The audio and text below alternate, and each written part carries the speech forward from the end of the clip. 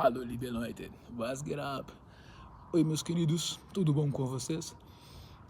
Me ausentei semana passada em razão daquela extração de dentes que eu tive que fazer.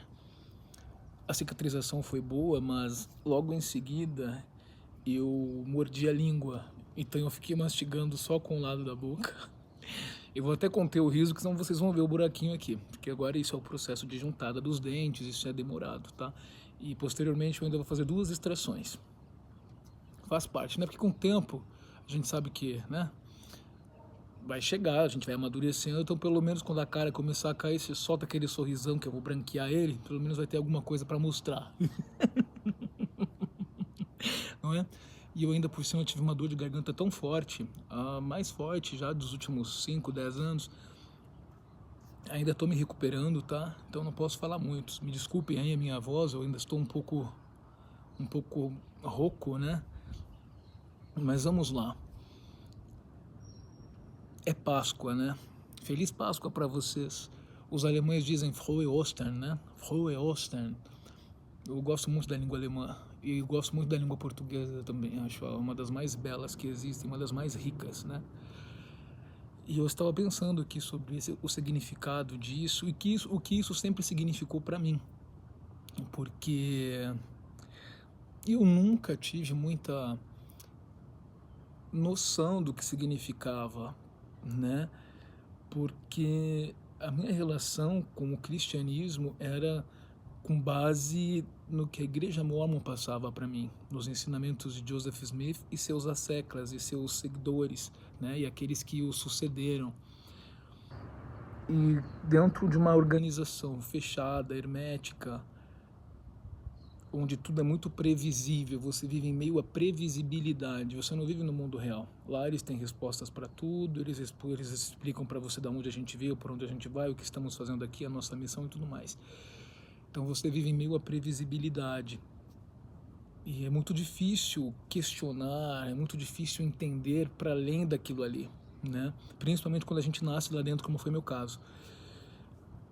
E eu nunca, na verdade, me atentei para o significado religioso da Páscoa. Eu gostava de comer chocolate quando tinha. O fato é que era sempre, na minha infância, né, como vocês sabem, era sempre uma incógnita se nós teríamos os chocolates lá, né, procurar chocolate pela casa, que o coelhinho da Páscoa escondeu, não sei o quê. Mas minha mãe sempre dava um jeito de conseguir. Às vezes eu lembro de datas na tenra infância que ela saía de manhã, na véspera da Páscoa, corria atrás, não sei o que ela fazia, eu sei que no final das contas estava lá, né? Então, ela fazia questão disso. Então eu fui pesquisar um pouco sobre o significado da Páscoa, porque a minha relação com Jesus Cristo, e aqui eu espero que vocês me entendam, vocês que são cristãos, com todo respeito a vocês, nunca se estabeleceu. Porque na Igreja de Jesus Cristo dos Santos dos Últimos Dias, esse nome que se encontra naquela placa lá fora, ele é apenas simbólico, ele é um atrativo para ti, né? Veja bem que o fundador da Igreja Mórmon, nós vamos fazer um vídeo específico sobre isso, com o número da página, parágrafo, tudo direitinho para não falarem que estamos mentindo. A Igreja Mórmon, ela publica atualmente esses fatos, mas não facilitam a pesquisa, encontra-se apenas em alguns idiomas, geralmente em inglês e em português não existe, porque a maioria dos brasileiros não falam inglês, né? Então é uma informação que não vai ser acessível para todo mundo. Então essa transparência se restringe aos países de língua inglesa ou pessoas que falam inglês e que tenham paciência para acessar o site, pesquisar e se deparar com esses fatos. Então ele mesmo relata que ele fez mais pela humanidade do que o próprio Jesus Cristo. Isso foi alterado depois, posteriormente, pela seita. Ele fez mais pela humanidade, exceto do que Jesus Cristo, tá? Mas as primeiras publicações dão conta e isso está lá publicado. Nós vamos trazer, eu tenho os links, tenho todo o material já para vocês. E ele vai mais longe nesse ato de prepotência, de arrogância, né? Nessa síndrome, nessa necessidade que ele tinha de ser maior que o próprio Jesus Cristo. Né? Segundo Nietzsche, o filósofo alemão, o homem é medido pelo seu legado.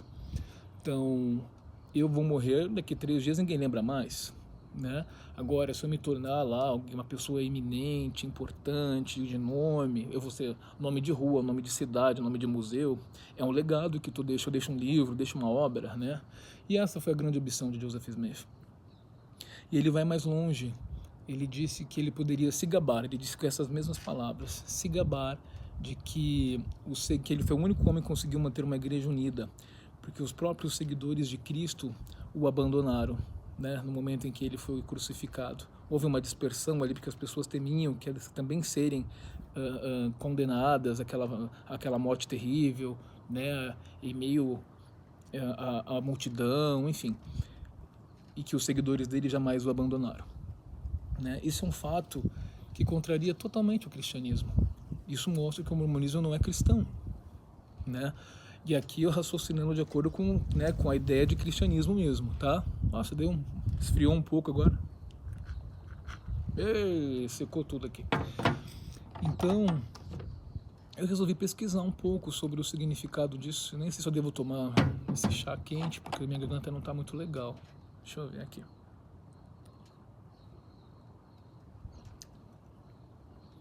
Tá uma delícia. Mas eu tenho que tomar cuidado. E eu fui pesquisar um pouco sobre a história da Páscoa, como aconteceu, como é. Na verdade, a Páscoa é uma comemoração muito mais antiga do que para os judeus do que para o próprio cristianismo, né? O judaísmo é uma religião mais antiga, claro.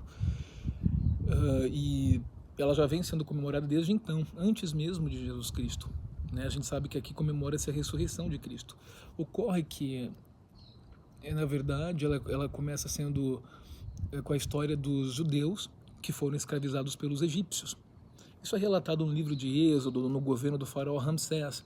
E Moisés acha um absurdo a escravidão, ele recebe ordens de Deus, enfim, para levar o povo para Canaã, a terra prometida. E é lá que ele abre o mar e tal. Se eu estiver confundindo algum fato com outro, por favor me corrijam, porque eu estou falando de cabeça, tá?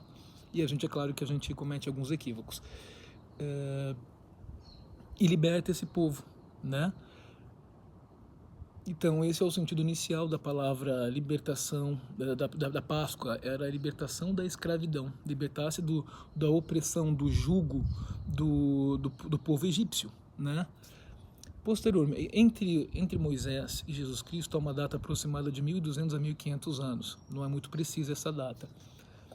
Ocorre que Jesus Cristo foi crucificado na última ceia, quando se celebra a última ceia, que é a Páscoa judaica, e depois ele ressuscita, né? E teria ficado 40 dias entre o povo. Tá? É engraçado que nesse mesmo momento ele ainda tem tempo de vir para as Américas, em algum lugar das Américas que os mormons não contam onde foi, tá? E ainda ministrou lá. Isso você encontra no terceiro livro de Nefe, no livro dos Mormons, aquela verdadeira aberração, né?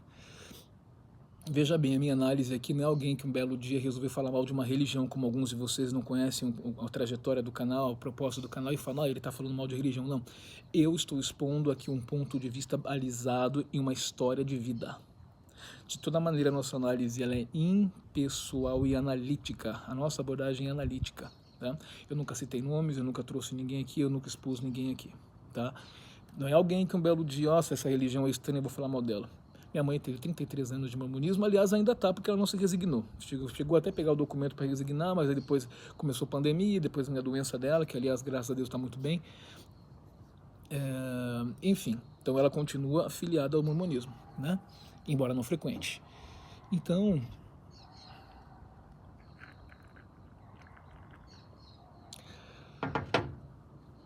pelo fato de Jesus Cristo ter sido sacrificado nessa data, na Santa Ceia, que coincidiu com a Páscoa judaica, o cristianismo acabou se apropriando dessa celebração religiosa. E aí, também com um significado muito parecido com o que foi para o povo judaico diante da libertação do povo egípcio, né? Porque nesse momento eles eram oprimidos pela Igreja Romana, pelo Império Romano, não é? E isso simboliza uma libertação. E aqui a gente tem uma metáfora, né? Libertar-se da opressão, libertar-se do jugo, libertar-se do medo, libertar-se das amarras que uma organização castradora como essa te coloca. E eu espero que a Páscoa traga essa reflexão para todos nós, né? Se você quer ter uma relação com Deus, vá diretamente a Ele, que é porque Deus tem ali uma forte colaboração subjetiva na ideia de Deus. Cada um tem a sua. Deus pode ser eu mesmo, né? Eu particularmente, ontem eu passei rapidamente pela Conferência Mormon, que foi televisionada na rede TV, né? Um colega me ligou, me mandou uma mensagem, falou, tu lembrou de assistir? Eu nem lembrei, eu estava trabalhando, inclusive. Aí eu dei uma passadinha lá para ver. Teve um discurso de uma liderança, ele inicia dizendo que ele fala sobre a miséria em Ruanda, da guerra civil, enfim, da calamidade que acontecia lá nesse país da África, e que isso poderia despertar a revolta das pessoas, né? E que disse que Deus está vendo todas as coisas, que Ele sabe todas as coisas e que Jesus Cristo pagou pelos pecados da humanidade. Ora, eu acho isso tão estranho, porque só eu sei as dores que eu passei. Ah, mas você pode se libertar, você pode viver com Deus. Eu não quero viver com ninguém, eu quero morrer em paz. Posso morrer em paz? Vocês deixam? Não é porque eu não sei porque a gente tem que ter essa expectativa, ficar construindo, criando castelinhos no céu. Não, lá no governo, vou criar um castelinho com pônei, né? O meu cavalo alado. Não quero, eu não sou afeito a essas ilusões, né? As minhas metas são muito para essa vida, porque essa é a vida que eu tenho.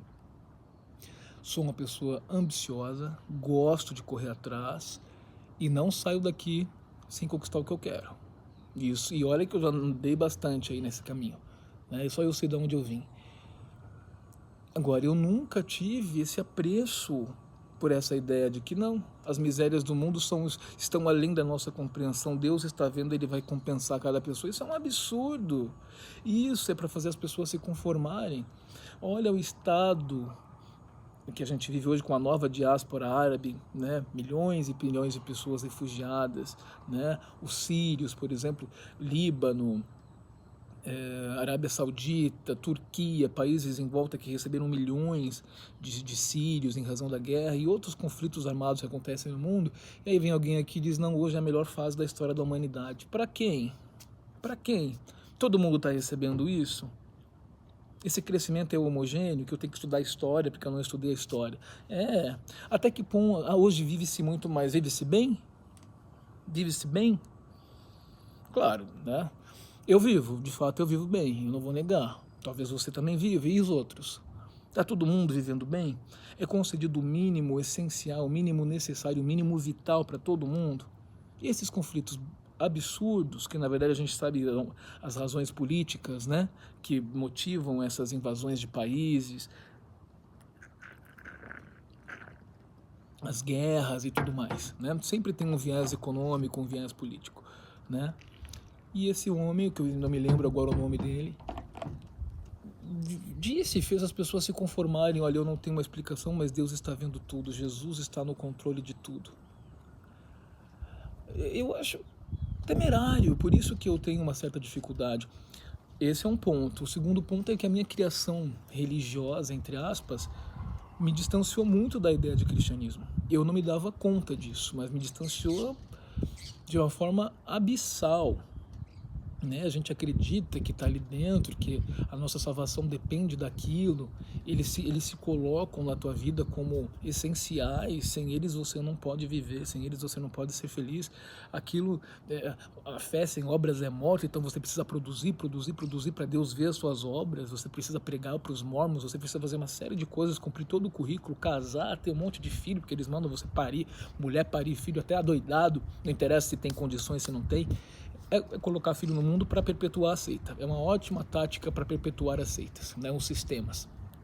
Colocando o filho no mundo e adestrá-lo lá dentro, né? E eu não consegui desenvolver essa relação cristã, né? E um terceiro fator aí, os traumas que eu herdei. Então eu tenho, alguns de vocês falam assim, eu sei que você é ateu, tal. Não sou ateu ainda. Tenho assim uma enorme afinidade pela ideia. O ateísmo exige toda uma filosofia muito racional, eles são pessoas muito racionais, né? Eu me considero agnóstico, não sei se Deus existe ou se ele não existe, eu não tenho provas. Tenho mais provas de que ele não existe, com base no que eu tenho pesquisado, né? Fato é que se te traz paz acreditar em um ser que não sabemos se existe ou não, mas se te traz paz, isso basta, porque o conforto psíquico por si só já é um catalisador aí para que você tenha uma vida mais tranquila, mais leve, né? que você tenha mais, sei lá, esperança. A garganta tá doendo. Que, né, que tu tenha mais, sim, mais otimismo. Se isso te ajuda a lidar com traumas, te ajuda a lidar com questões do dia a dia, com as pressões do trabalho, com as pressões sociais, ótimo. O fato de Deus existir ou não já não importa. O que importa é que isso te ajuda. E aí Deus pode ser qualquer coisa. Deus pode ser, inclusive, essa tua ideia. Entendeu? Nós todos precisamos de crianças. Todo mundo tem fé. Na verdade, todo mundo tem fé em alguma coisa. Senão você não vive, né? Inclusive fé em si mesmo. Foi isso que eu desenvolvi. Eu falei, olha, depende só de mim. Porque a gente tentava fazer as coisas de acordo com os mormons mandavam e as coisas não andavam. É praticamente impossível uma pessoa com tantas dificuldades conseguir sair daquela situação. Aliás, das pessoas que conviviam comigo, pouquíssimas saíram. E quando saíram, porque arrumaram um casamento com uma pessoa de uma situação social melhor e tal. Mas permanecem ali, morando nos fundos da casa da mãe, morando lá no aluguelzinho numa casa de 3 cômodos, essas coisas, né? Que é muito, muito da realidade do brasileiro, né? Então eu desenvolvi um medo mesmo dessas crianças, né? Tudo bem, aqui a gente está falando de Páscoa, uma celebração judaica e cristã. A gente explicou que o sentido da Páscoa, na verdade, vem da ruptura da escravidão e a busca pela liberdade. A gente ainda usou uma metáfora, né? Liberte-se da escravidão que os mormons te impõem e seja feliz, e busque algo que realmente seja feliz. O fato é que muita gente não tem noção de que está infeliz. É dito a ela que ela é feliz, porque ser mormon ser feliz, é um slogan mormon muito famoso. Ser mormon é ser feliz. Então você já entra na igreja com aquele sorrisão lânguido no rosto, você pode estar se consumindo por dentro. E eu era expert nessa arte. Se consumir, eu era conhecido, né? Todo mundo me conhecia, que eu sempre fui falante e tal. E você está se consumindo por dentro. Lembra quando a gente fez aquele vídeo sobre a depressão sorridente, que é o pior tipo de depressão que existe? Porque o depressivo comum, você começa a perceber os sintomas, ele perde o interesse pelas atividades diárias, ele não se relaciona, ele se esconde, ele não se asseia, ele não se banha, ele não se alimenta, né? O depressivo sorridente é diferente, às vezes nem sempre a gente consegue identificar, porque ele sorri, né? Ele segue com as atividades da vida dele, mas ele tá, porque na verdade ele não está conseguindo admitir, então ele vai buscando força. Mas ele faz isso de forma errada. Ele tenta ignorar o conflito, que os conflitos existem, gente. Né? Todos nós somos doentes, temos alguma doença mental, todos nós, ansiedade, os conflitos, os atritos, tudo isso é muito delicado, porque está muito atrelado à nossa maneira de ver a vida, aos nossos espelhos, às nossas referências, né? A tudo aquilo que a gente conseguiu colocar em prova, né? As violências que a gente sofreu, tudo isso e os gatilhos estão aí, né?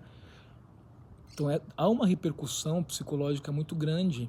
O cérebro humano é de uma sensibilidade gigantesca, né?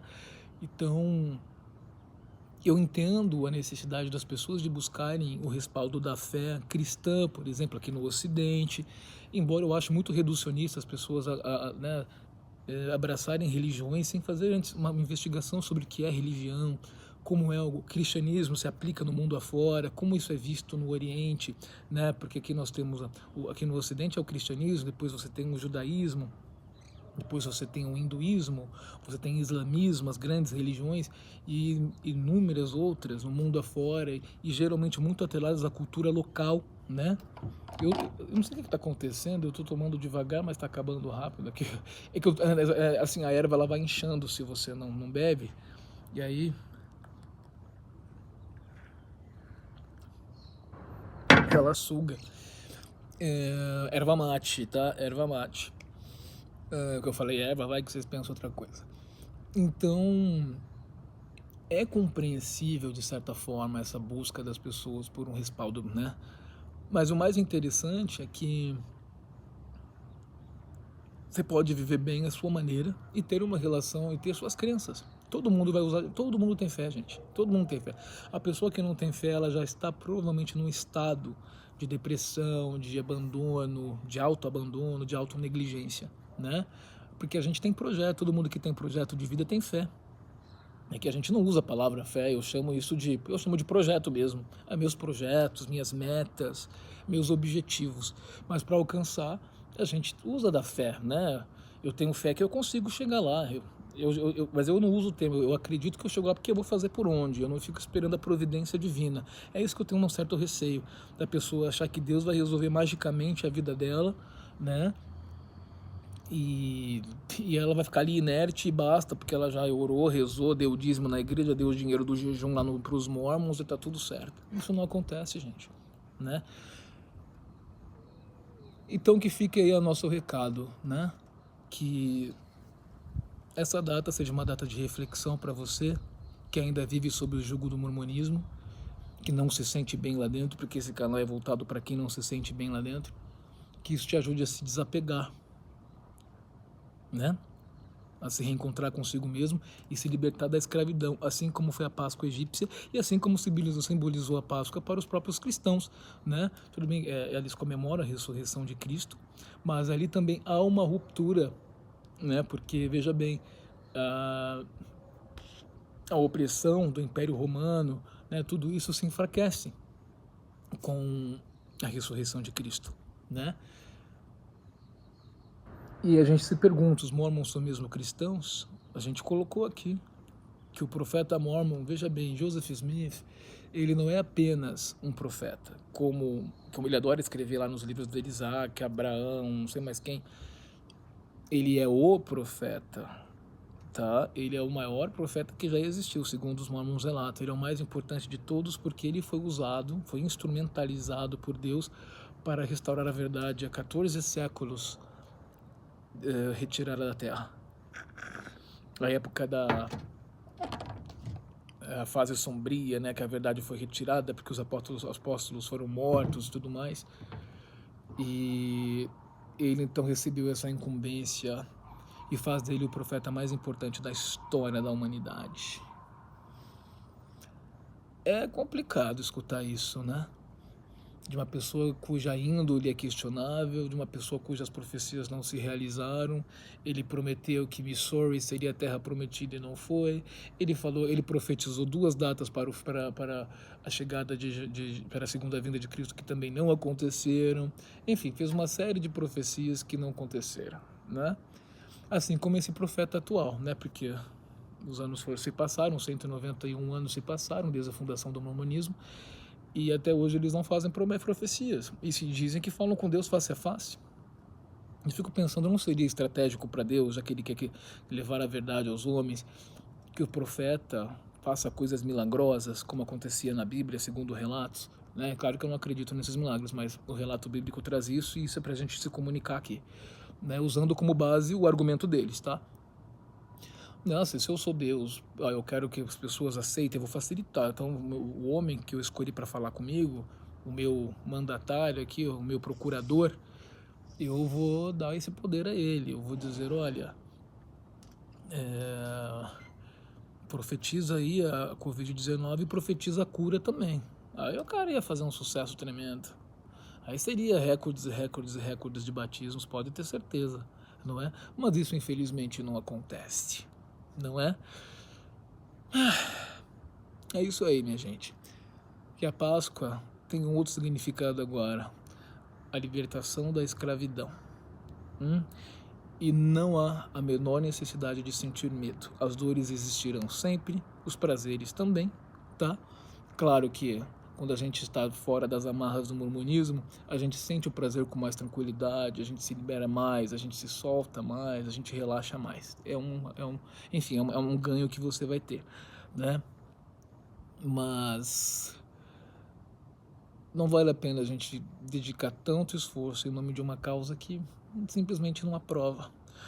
É claro que eles ostentam, eu estava vendo ontem na conferência, né? Assisti um trechinho desse texto, eu já retirei porque eu não tenho estômago. Não tenho estômago. Mas é material para mim, para poder trazer para vocês, por isso que eu acompanho. Eu geralmente leio as notícias eu recebo, né, e-mails deles lá, e me cadastrei para poder receber as notícias. Aí pelo menos eu não escuto eles falando. Mas você vê que é tudo tão luxuoso, imponente, né? E a gente se pergunta por que Deus precisa de tanto luxo, até chega a ser, vocês viram aqui o buraquinho, chega a ser, diante do cenário atual, vergonhoso, chega a ser, irrita mesmo, revolta, né? Eles ostentando todo aquele luxo, aqueles homens sentados em cadeiras, em poltronas de pele, corvinho, uma coisa assim luxuosa, e as pessoas lá que sentem nos bancos comuns, que também são de boa qualidade. E aí eles sentam assim numa imponência, sabe? Somos os homens de Deus, né? Depois eles ostentam que ajudam a humanidade. O único shopping que eles construíram, avaliado entre 4 a 5 bilhões de dólares, corresponde à doação deles nos últimos, toda a doação que eles fizeram para projetos sociais nos últimos 40 anos. Um shopping que eles construíram. A gente fez o vídeo semana passada, lembra disso? Né? O prédio mais alto do mundo, que fica em Dubai, custou a metade do que custou esse prédio, esse City Creek, que eles construíram em Utah.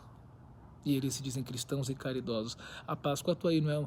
Eu vi agora uma religião, uma empresa, eles doaram 1 milhão de ovos de Páscoa para entidades distribuírem nas comunidades carentes, porque no Brasil a coisa está feia mesmo, né? Vocês estão vendo aí que a resposta que o país deu à Covid-19 foi lamentável. Um país que era uma referência mundial em vacinação. Na década de 70, na época da poliomielite, se não me engano, era essa a doença da época, o país vacinou 80 milhões de pessoas no intervalo de 3 meses. A população brasileira na época era de 90 milhões. O Brasil tem muita tradição em campanhas de vacinação. É um país que tem tecnologia para isso, mas vivemos o negacionismo de um governo que definitivamente... Nossa, quem pensou que o pior tinha passado com a queda do Partido dos Trabalhadores se equivocou. Eu fui um deles. Mas enfim, a gente vai tentar corrigir, né? Feliz Páscoa para vocês. Eu acho que eu vou comprar um chocolatinho lá, viu? Tô com vontade de comer chocolate. E nos vemos aí no decorrer da semana ou quem sabe no domingo que vem. Tá bom? É isso aí. Um beijo a todos. Bis dan. Tchau, tchau.